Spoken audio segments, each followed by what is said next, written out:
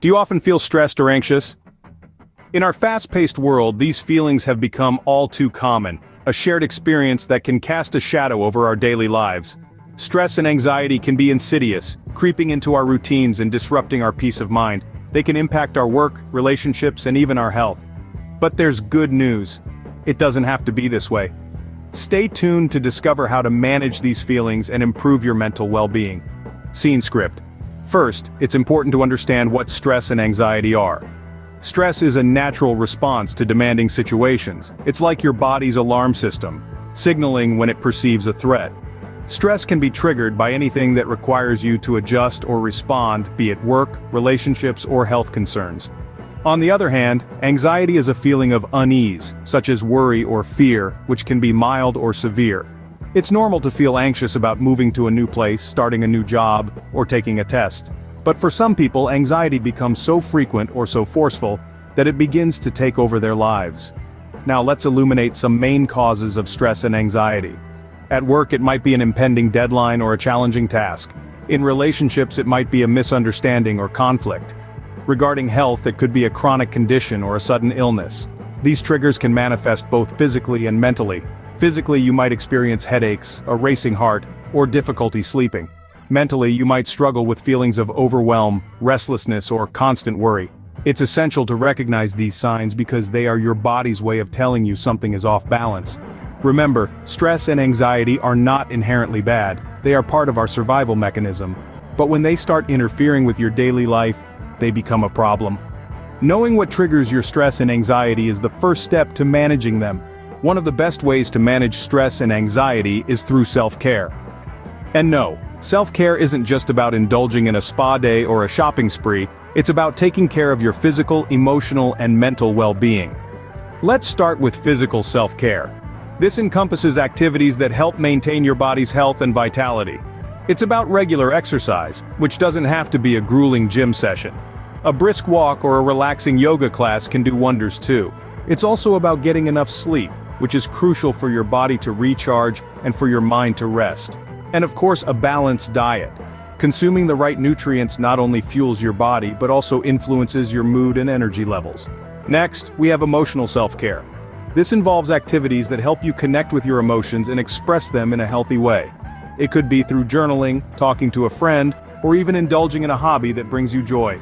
Emotional self-care is about giving yourself permission to feel and express your feelings, whether they're positive or negative.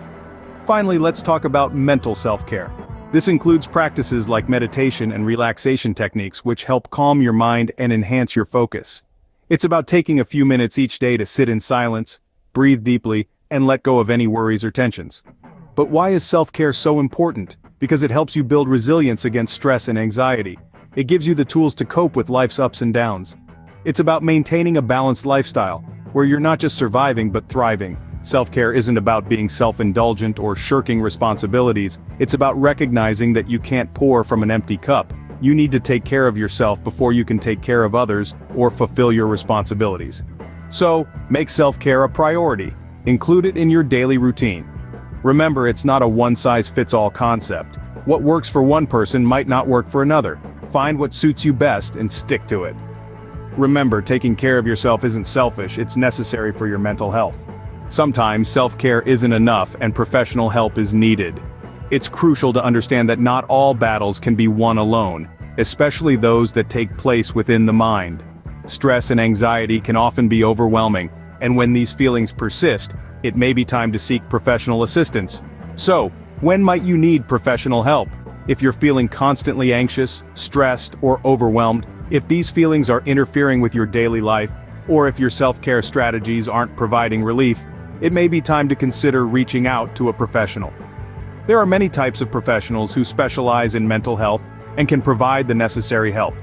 Therapists, for example, can help you explore the root cause of your stress and anxiety and guide you through strategies to manage them. They use a variety of techniques from cognitive behavioral therapy to mindfulness-based stress reduction.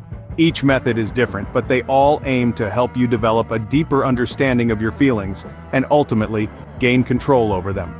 Psychiatrists, on the other hand, are medical doctors who specialize in mental health.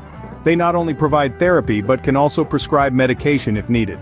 Medication isn't a quick fix, but it can help manage symptoms of anxiety and stress, making it easier for you to implement other coping mechanisms. Therapy can be a transformative experience. It offers a safe space to express your feelings, fears, and concerns.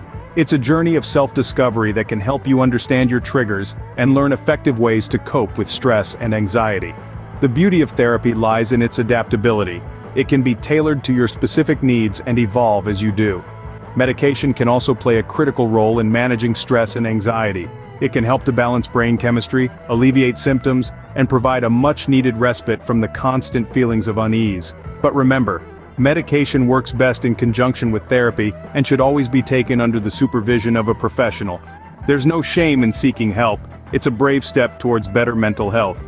Remember, reaching out is not a sign of weakness, but rather a testament to your strength and resilience. You are not alone in this journey. Having a support network can also help manage stress and anxiety. A strong, reliable support network can be a game changer in your battle against stress and anxiety. It's like having your very own cheerleading squad, a team of people in your corner, rooting for you, and ready to lend a hand when you need it most. But what exactly do we mean by a support network? Well, it's not just about having a lot of friends or a large family. It's about having meaningful relationships with people who understand you, who care about your well-being, and who you can trust to be there for you, in good times and in bad. This could be friends, family, colleagues, or even a support group. So how do you build and maintain a support network? Start by identifying the people in your life who make you feel good about yourself, who listen when you talk, and who you can trust. Spend more time with these people. Cultivate these relationships. Remember, it's not about quantity, but quality. Next, be open and honest with them about your feelings. It can be scary to show vulnerability, but remember, it's okay to ask for help. Let them know when you're feeling stressed or anxious. You might be surprised at just how supportive and understanding people can be. Maintaining a support network is just as important as building one. This means staying in touch, showing appreciation, and being there for them in return. It's a two-way street. Joining a support group can also be an excellent way to build a support network.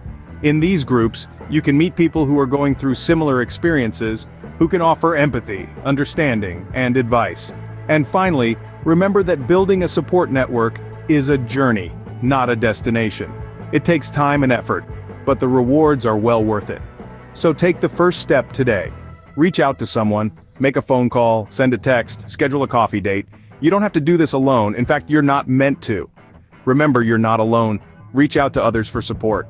Managing stress and anxiety is a journey, not a destination. This is a key point to remember as we recap the highlights of our discussion today.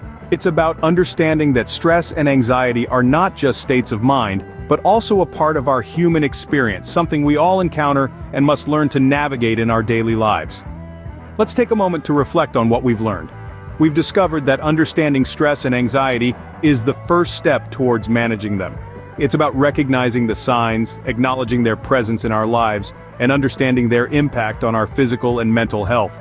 Then, we delved into the importance of self-care, a vital component in managing stress and anxiety.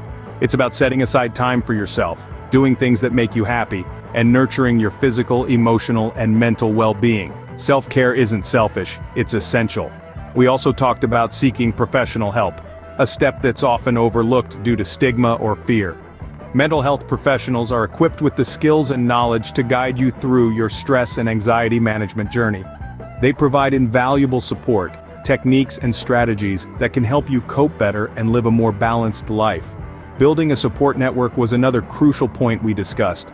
Surrounding yourself with people who understand, empathize, and support you can make a world of difference in managing stress and anxiety. It's about finding your tribe, those who can lend a listening ear, offer advice, or simply be there when you need them.